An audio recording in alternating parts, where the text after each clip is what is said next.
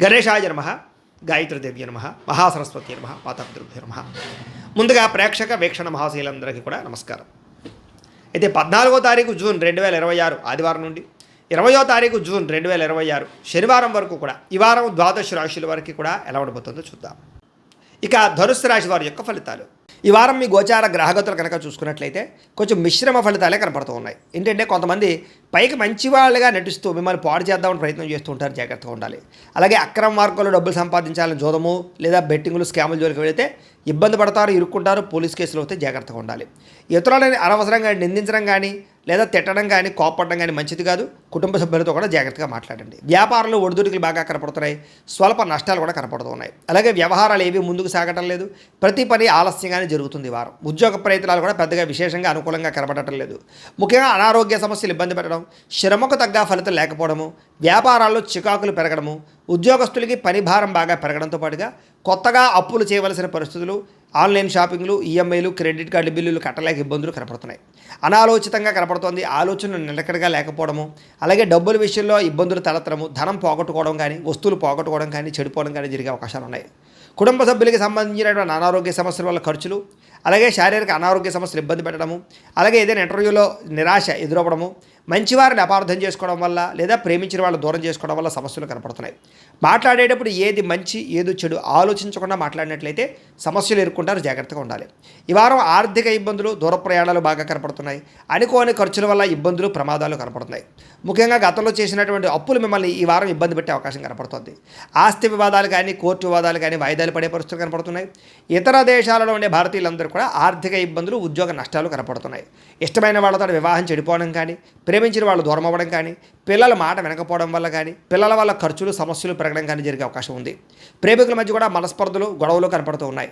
క్రమశిక్షణ లేనటువంటి జీవన విధానం వల్ల కూడా నష్టం కనపడుతుంది. ముఖ్యంగా భార్యాభర్తలు ఇంట్లో అనేక రకాల సమస్యల వల్ల మనస్పర్ధలు కనపడుతున్నాయి. ఇంటికి సంబంధించినటువంటి పనులు ఆలస్యం అవడము, వాహన ప్రమాదాలు, వాహనాలు చెడిపోవడము, తొందరపాటు నిర్ణయాలు తీసుకోవడం వల్ల నష్టాలు కనపడుతున్నాయి. కాబట్టి ఈ వారం చాలా జాగ్రత్తగా ఉండాలి. మద్యపానానికి, ధూమపానానికి, వ్యసనాలకి చాలా దూరంగా ఉండాలి. రాత్రి ప్రయాణాలు చేసినప్పుడు జాగ్రత్తగా ఉండాలి. విలువైన వస్తువులు పోగొట్టుకునే అవకాశం ఉంది, జాగ్రత్త. విద్యార్థులు కూడా అమ్మాయిలు వెంటపడి టైం వృధా చేసుకోవడం కానీ, అబ్బాయిలు వెంటపడి టైం వేస్ట్ చేసుకోవడం కానీ, తప్పులు చేయడం కానీ, కామపరమైన కోరికలు కానీ పెరిగిపోతున్నాయి. తత్వ జాగ్రత్తలు తీసుకోండి. చదువు పట్ల ఆసక్తి పెంచుకోండి. పుస్తక పఠనం పట్ల ధ్యాస పెట్టండి. ఉద్యోగస్తులకి, విదేశాల్లో పనిచేసే ఉద్యోగస్తులకి పదవులు పోయే అవకాశం ఉంది, ఉద్యోగాలు పోయే అవకాశం ఉంది. కార్యాలయాల పని ఒత్తిడి కూడా అధికంగా కనపడుతుంది, జాగ్రత్తగా ఉండాలి. స్త్రీలకి భర్తతో ఇబ్బందులు, మనసులో బాధ ఎవరితో చెప్పుకోవాలో తెలియని పరిస్థితులు కనపడుతున్నాయి, జాగ్రత్తగా ఉండండి.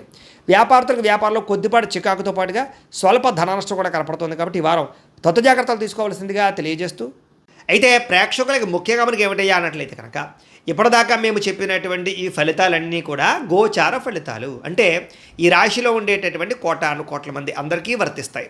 కాబట్టి ఆ రకంగా వినే ప్రయత్నాన్ని చేయండి. ఒకవేళ మీ పర్సనల్ జాతకం అంటే మీకు ఒక్కరికి ఎలా ఉందో తెలుసుకోవాలి అన్నా, లేదా ఏదైనా సమస్యలతో ఇబ్బంది పడుతూ ఉన్నా, దానికి మీ date of birth, time, place of birth, మీ పేరు మా వాట్సాప్ నెంబర్కి మెసేజ్ పెట్టినా లేదా మాకు ఫోన్ చేసినా కూడా మీ జాతకం ఎలా ఉందో చూసి చెప్పే ప్రయత్నాన్ని చేస్తాము. లేదా ఏదైనా సమస్యలతో ఇబ్బంది పడుతూ ఉంటే కనుక వాటికి పరిహారాలు చెప్పడం కానీ, లేదా పరిహారాలని మా పీఠంలో ఉండే బ్రాహ్మణుల ద్వారా ఈ రకంగా జపాలు అని, ఈ రకంగా హోమాలు, ఈ రకంగా మండపారాధనలు, ఈ రకంగా అభిషేకాలు నిర్వర్తింపచేసి వీటికి సంబంధించినటువంటి ప్రసాదాన్ని మీకు కొరియర్ ద్వారా పంపించే ప్రయత్నం చేస్తాం.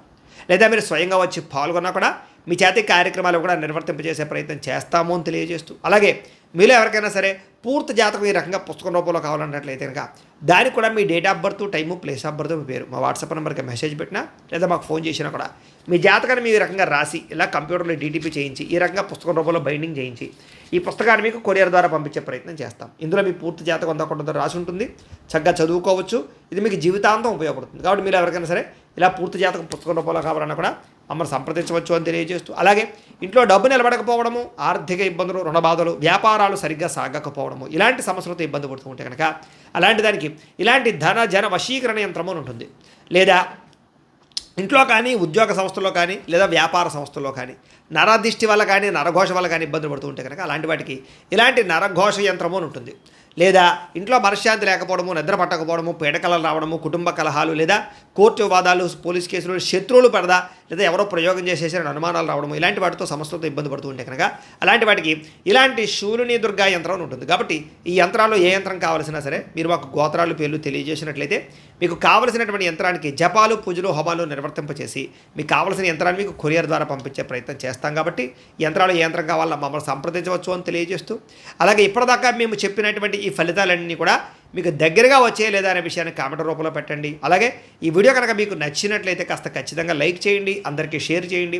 ఇంకా ఎవరైనా ఛానల్ కనుక సబ్స్క్రైబ్ చేసుకోకుండా ఉన్నట్లయితే కనుక కాస్త సబ్స్క్రైబ్ కూడా చేసుకోవాల్సిందిగా మనస్ఫూర్తిగా ఆశిస్తూ, గోబ్రాహ్మణేభ్యః శుభమస్తు నిత్యం, లోకా సమస్తాః సుఖినో భవంతు, స్వస్తి.